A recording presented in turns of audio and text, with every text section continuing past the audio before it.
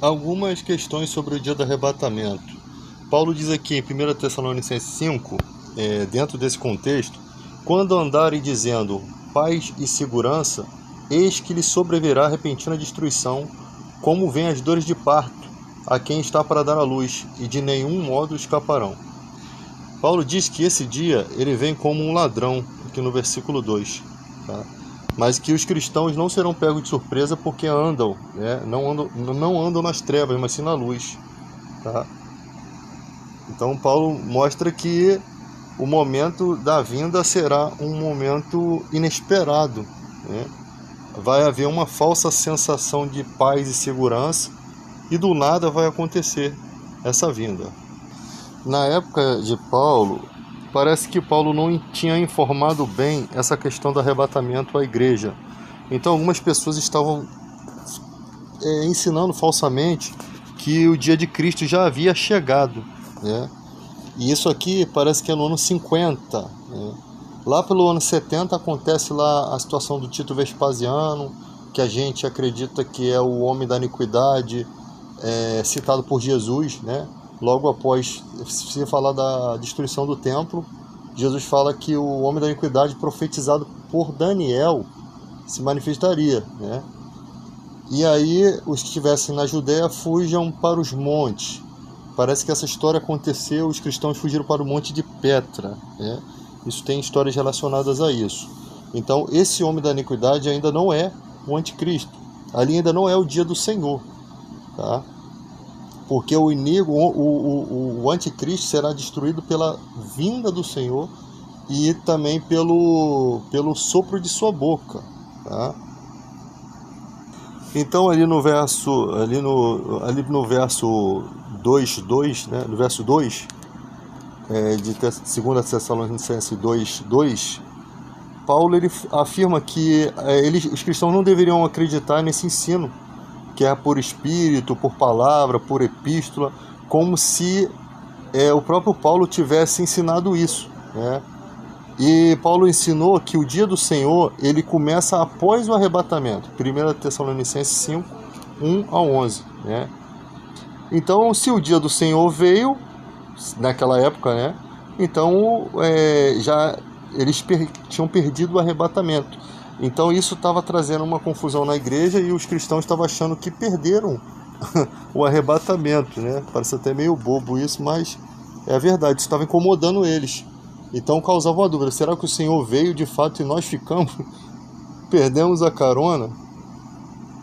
Então Paulo ele vai restaurar o equilíbrio da igreja e começa a descrever alguns principais eventos que precederiam o dia do Senhor, lá em 1 Tessalonicenses 5, do 1 a 11, né? Em particular ele fala da apostasia, a manifestação do homem do pecado, né? Então a apostasia ela ia acontecer primeiro. O termo grego apostasia geralmente significava uma rebelião militar, mas segundo as escrituras essa palavra ela refere-se à rebelião contra Deus. Então essa rebeldia que parece preparar o caminho do anticristo, né? Esse é um tipo de tradução que se tem das escrituras. Interessante que a confusão desse versículo é que Paulo ele não chama esse homem de anticristo, ele chama de homem do pecado, o que traz uma certa confusão com a palavra do iníquo, né, que é uma profecia de Daniel, tá? Então algumas pessoas acabam acreditando que lá no Tito Vespasiano, no ano 70, com a destruição do templo, ali parece ter ocorrido a manifestação de Jesus. Mas isso não acontece, tá? O mundo deu seguimento após isso, houve outros eventos. Ali é o ano 70 depois de Cristo, houve muitos eventos de lá para cá e apareceu o bigodinho, né? Muitos séculos depois. Então você percebe que não se trata, porque ali Jesus faz a referência de que aquele homem ali, o iníquo, ele foi uma profecia de Daniel, tá? Ele é um cumprimento de uma profecia de Daniel. Não tem nada a ver com o anticristo aqui, com o que Paulo chama de homem do pecado, né? Essas descrições você encontra em 1 João 2,18 e Apocalipse 13. Então o homem do pecado, o anticristo, levará o mundo à rebelião contra Deus. Ele vai fazer milagres por meio do poder de Satanás. O ministério dele é diferente, porque é um ministério com o poder do mal, né? Uma coisa que você nunca viu aqui na Terra, um ser se manifestar com poderes do mal. Tanto que a besta e o falso profeta lá na frente lá vão ser jogados vivos dentro do lago de fogo. E a gente precisa entender o que significa isso, de ser lançado vivos. São figuras, parece que figuras humanas mesmo, né? E finalmente ele vai se apresentar como um Deus para ser adorado. Você percebe que Paulo fala do ajuntamento dos cristãos nas nuvens, né? Ele fala, tem uma passagem que ele fala isso, nós congregaremos com ele nas nuvens, né? E as nuvens literalmente são, realmente Jesus virá literalmente nas nuvens. Será uma coisa totalmente diferente da realidade aqui do nosso planeta, né? Onde rege leis da física, onde o homem se baseia na questão do entendimento da lógica, né? Só que você vê que o tema aqui é totalmente fora da realidade de um mundo material, um mundo que precisa, que só aceita as leis da física. Quando Jesus subiu aos céus, ele literalmente sobe nas nuvens, e os anjos dois anjos afirmam que ele voltaria da mesma forma, né?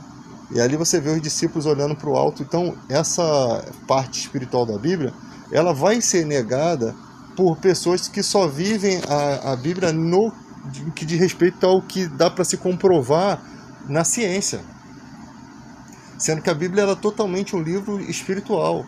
Quando você lê lá Lucas 13:10, havia uma mulher encurvada há 18 anos por um espírito de enfermidade. No versículo 16, não convia soltar dessa prisão essa filha de Abraão, a qual Satanás há 18 anos mantinha presa. Então você vê que é um livro totalmente espiritual, que fala de demônios em todo momento. Quando fala do Espírito Santo, fala da palavra Paracletos, né? Que é inegável que exista esse ser, que prescuta as coisas de Deus, as profundezas do Eterno. A palavra Trindade pode não existir na Bíblia, mas o Espírito da Verdade, a própria palavra Paracletos, ela é aquele que consola, né? Já significa um consolador. E Jesus fala: rogarei ao Pai e vos dará outro consolador para estar para sempre convosco, o Espírito da Verdade que o mundo não pode conhecer. Ou seja, as pessoas negam porque, de fato, é o que Jesus diz, o mundo não compreende. Se o mundo compreendesse, Jesus estaria até mentindo. Então, ele realmente vai ser negado por rabinos, por pessoas que não aceitam. E quando você vai ver a ideia dessas pessoas, elas não aceitam todo o conteúdo espiritual da Escritura. Por exemplo, se falar de demônios, elas vão criar uma forma para contornar aquela palavra e vão tentar tirar aquilo e falar que não são demônios, são legião romana. Elas vão tentar de qualquer forma fazer uma revolução para mostrar que aquilo não são espíritos malignos, né? Só que é inegável, porque todas as escrituras se martelam várias e várias vezes, inúmeras vezes essa questão, inúmeras vezes a questão do Espírito Santo. Então somente quem é espiritual vai aceitar as coisas do Espírito. Fé é a certeza das coisas que se esperam, convicção de fatos que não se veem. A fé não tem nada a ver com o mundo material. Ela está totalmente na contramão, porque você está falando de um Deus invisível, um Deus criador de tudo. Você vai para a ciência não vai aceitar isso. A ciência vai aceitar que houve um Big Bang, que a gente vê pela ciência, que de fato ocorreu, mas ela não vai aceitar que existe um Deus por trás disso. Não vai aceitar esse requisito. Porque a ciência se baseia em provas materiais. A fé não, a fé está baseada em coisas espirituais, coisas invisíveis, coisas que a ciência não explica, né?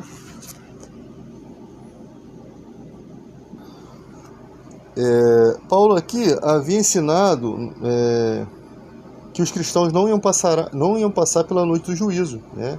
Que viria sobre todo o mundo no dia do Senhor. Lá no texto do Apocalipse, você percebe que há pessoas decapitadas por conta do testemunho. Essas pessoas não vão receber a marca nem na testa, nem na mão, tá? E esses reinarão com Cristo durante o milênio. Ou seja, parece que os cristãos mesmo da época serão de fato arrebatados para estar sempre para sempre com o Senhor.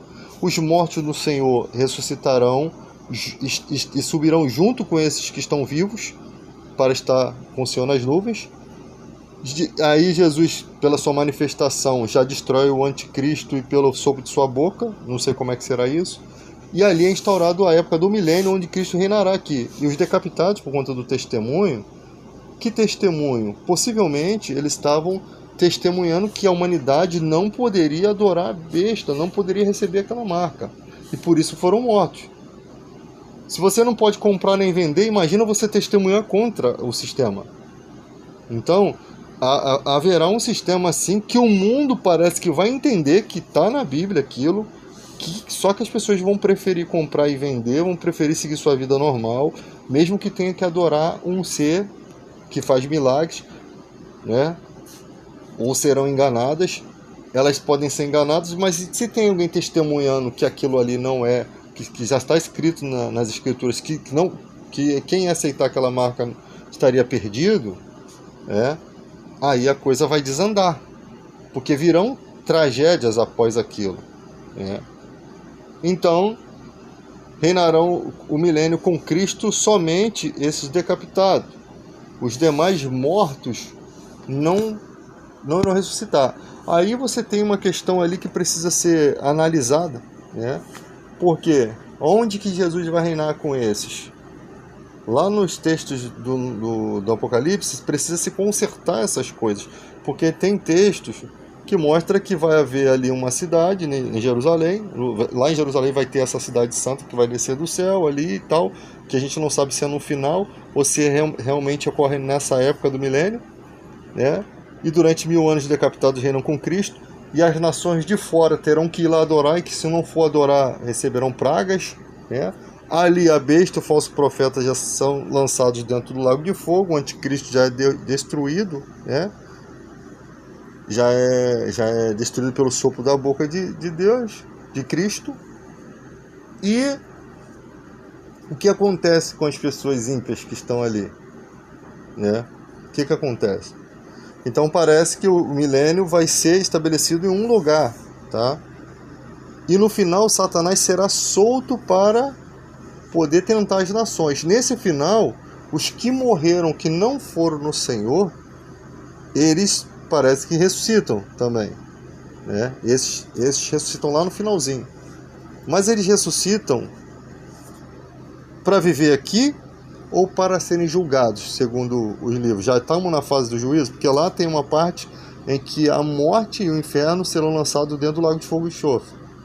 Dentro do lago de fogo que arde em enxofre, para ser bem específico. Dentro do lago de fogo que arde em enxofre. Esse é o tema certo.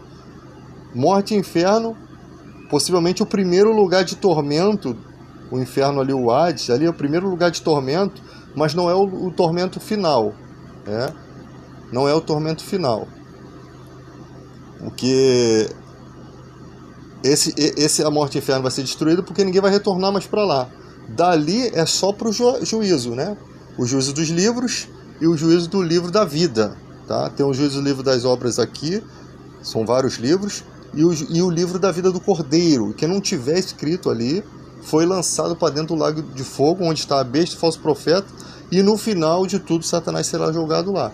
Aí no final do milênio, Satanás é libertado, da sua prisão, que fica 1000 anos aprisionado, está lá no texto de Apocalipse, e depois de 1000 anos ele é solto para tentar as nações. E ali os juízos de Deus sempre são exercidos com o intuito de misericórdia. Mas ali também está escrito que as pessoas não continuarão blasfemando, vão haver vários sofrimentos, e precisa-se ter todo esse estudo bem colocado para a gente entender. Mas as coisas mais importantes são que há uma literalidade na nuvem, na vinda de Cristo, que vai ser a razão pela qual os cristãos não vão acreditar nos falsos cristos. Porque a Bíblia diz, quando disser que ele está ali ou lá, não acredite. Por quê? Porque quando Jesus vier não haverá dúvida. Não haverá dúvida alguma, porque ele vai vir de uma forma tão poderosa nas nuvens, E no momento, qual o momento que ele vem? Ele vem no momento em que o sistema do anticristo está no mundo, fazendo suas proezas, né? Então há um momento que não se existe data, mas que quando estiver acontecendo isso, a gente já vai saber que a vinda de Cristo está próxima, porque ele vem exatamente para destruir esse sistema, né? E quando ele vem, o arrebatamento dos vivos no Senhor, dos mortos no Senhor, os que morreram que não estão no céu não serão ressuscitados, né? Os decapitados por conta do testemunho reviverão e reinarão com Cristo durante 1000 anos. Esse é o texto que está lá. E precisa ser totalmente colocado em etapas. E podem ser discutidos aí, é maneiro os debates na internet, no TikTok, aí as lives, porque às vezes passa coisas assim que você não percebe. Para quem aceita, no caso, né? Tem gente que não vai aceitar isso. Em Apocalipse 13, 7, esse homem, ele é poderoso. Esse homem do pecado, esse homem anticristo, ele é poderoso, né? Chamado por Paulo de homem do pecado, mas a gente entende que é o anticristo. Ele vai ser destruído por Cristo e lançado no lago de fogo quando o Senhor vier. Apocalipse 19, versículo 19 e 20. Poder, sinais e prodígios da mentira do iníquo serão ofuscados pela glória e esplendor de Cristo em sua segunda vinda. É significativo observar, né, que Satanás, estou lendo aqui, a fim de promover sua mentira no final dos tempos, se passará como um Deus, usará o mesmo tipo de poder, sinais e prodígios que o Espírito Santo de Cristo, né, o Espírito de Cristo usou no início dos tempos para autenticar a verdade sobre si mesmo como Deus. 2 Coríntios 12:12 e Hebreus 2:4. Então essa condenação do homem do pecado, segundo o texto aqui, ela vai se estender também aos seus seguidores, que não receberam o amor da verdade a fim de serem salvos. Eles rejeitaram. Embora muitos venham para Cristo após o arrebatamento, aqueles que rejeitam a Cristo antes desses acontecimentos também não irão recebê-lo depois. Sem dúvida, muitos que ouviram falar superficialmente do Evangelho e afastaram-se ainda poderão ser salvos após o arrebatamento. Está escrito aqui, tá? Ao contrário daqueles que foram convencidos pelo Espírito Santo e intencionalmente se afastaram. Aí tem ali, Deus enviará a operação do erro, né? Não é que Deus é o autor do engano, não, mas ele permite que os que rejeitam a verdade sejam enganados pela falsidade. E seguirão as falsidades, né? E ali diz que eles serão eternamente condenados. Esse texto precisa ser estudado. Quando a gente olha para esse mundo constantemente contaminado, até agora em 2025, né? Nós podemos ver que muitos cristãos estão se apostatando da fé. Muitos cristãos estão realmente saindo da fé e sensualizando aí na internet, né? E vivendo e vivendo da forma que querem. Pior que às vezes você vê pastores, pessoas evangélicas sensualizando, tirando fotinho com o cabelinho pra cá, tipo tentando mostrar sua aparência, né? A fim de conseguir relacionamentos. É isso que a gente vê. E a pessoa não percebe que todo mundo está percebendo isso, todo mundo está vendo isso, todo mundo está notando isso, né? Então o comportamento sempre é notado pelas outras pessoas. Lógico que não é uma coisa assim que qualquer coisa a pessoa vai falar. Você percebe, dá para perceber que a pessoa está sensualizando, está em busca de um relacionamento quando ela fica postando essas coisas assim, quer chamar muita atenção, aí bota a roupinha assim, aí tira foto de corpo todo. Isso tudo aí já mostra que a pessoa está totalmente caída. Ela não tem uma modéstia, né? O mundo vai falar que não, você está falando besteira, você está sendo preconceituoso contra essas questões. O mundo vai dizer isso, mas o tempo vai revelar. O tempo vai mostrar se o que a gente fala é verdade ou mentira. E isso, esse comportamento, temos que olhar no espelho nós mesmos nos contemplar no espelho e ver se nós estamos dessa forma. Porque às vezes a gente está olhando para o outro e está pior, ou até igual ou pior do que o comportamento daquela pessoa que a gente julga, né? É bem fácil ter uma trave no nosso olho e a gente que está tentando tirar o ragueiro do olho da outra pessoa. Isso também é uma realidade. Então, o que eu quero dizer com isso? Que a gente precisa vigiar.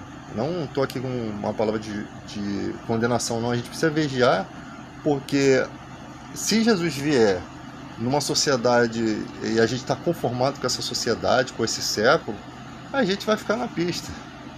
A gente vai passar por todo esse sofrimento.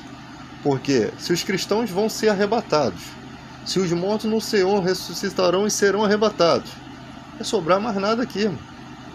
Vai sobrar só quem está lascado na vida. E o texto bíblico, a palavra Apocalipse, é uma revelação.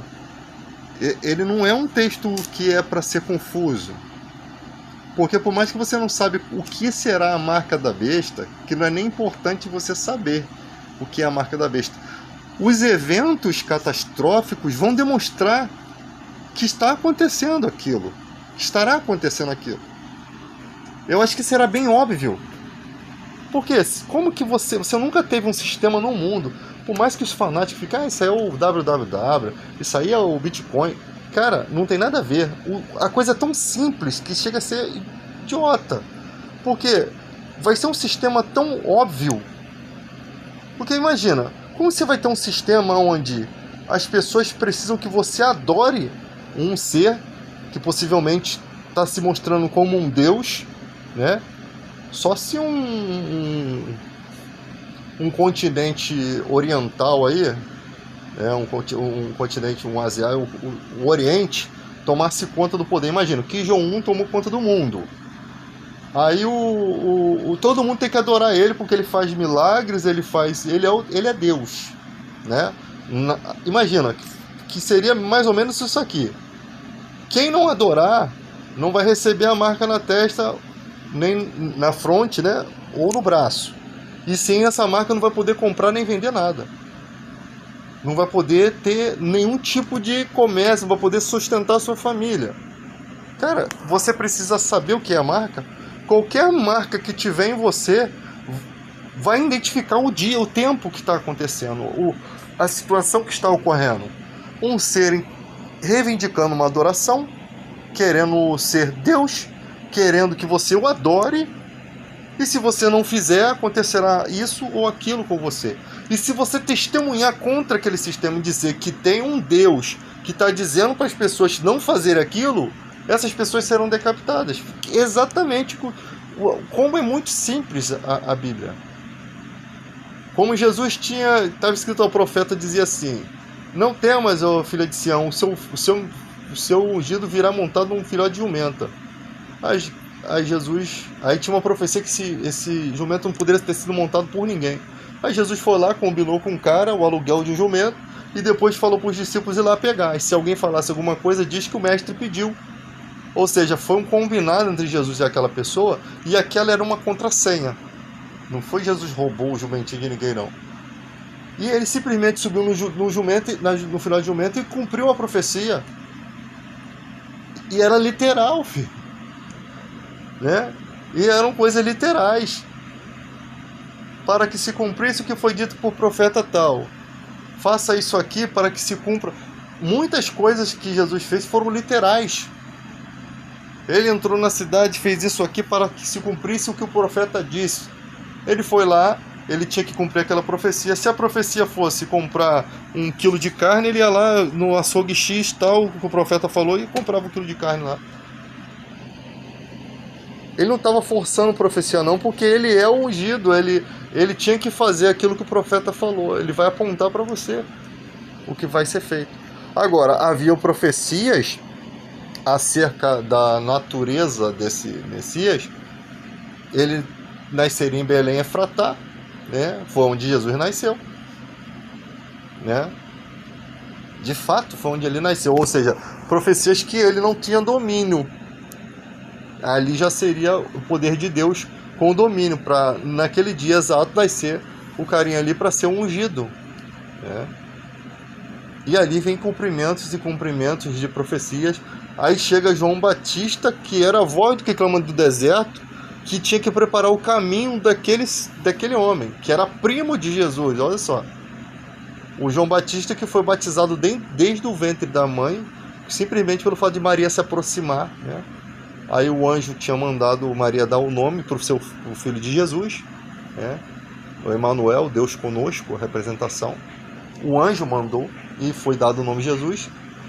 E ali ele é batizado, João Batista desde o ventre da mãe. Ele vive no deserto e a sua vida está em torno totalmente dessa vinda do próprio primo dele, que ele nem sabia que era o Messias. Aí quando ele batiza, o Espírito Santo já tinha dito a João: aquele que você viu, o Espírito assim, assim, assim, esse é o Filho de Deus. E ali João Batista anuncia. Perguntaram a João Batista: quem você diz que você é? Ele diz: eu sou a voz que clama no deserto. Estava escrito sobre ele nas escrituras. Ele percebe isso. Era um homem cheio do Espírito Santo. Ele recebe o Espírito Santo no ventre de sua mãe, desde pequeno, pela aproximação da Maria. E sua mãe deve ter contado isso para ele, lógico. Ou não. Tá? E ali acontece a perseguição das crianças. O João Batista, como vivia num lugar mais deserto, possivelmente, e ele era um pouquinho maior do que Jesus, não estava enquadrado no tamanho, na idade das crianças que seriam perseguidas. Acontece com Jesus a mesma coisa que aconteceu na época de Moisés, né? Tentaram dizimar as crianças, ali no caso, para fazer o Messias não nascer, tentaram contra essa profecia. Aí Jesus vai para o deserto com Maria, seu pai, né? Seu padrasto José, com ouro, incenso e mirra, vive no Egito lá, para se cumprir a profecia: do Egito chamei o meu filho. Então tudo estava dentro das profecias. Tá? Só que muita gente vai dizer que não, a gente crê que sim, pronto, ponto final. Então as profecias, elas podem ser muito simples de se cumprir.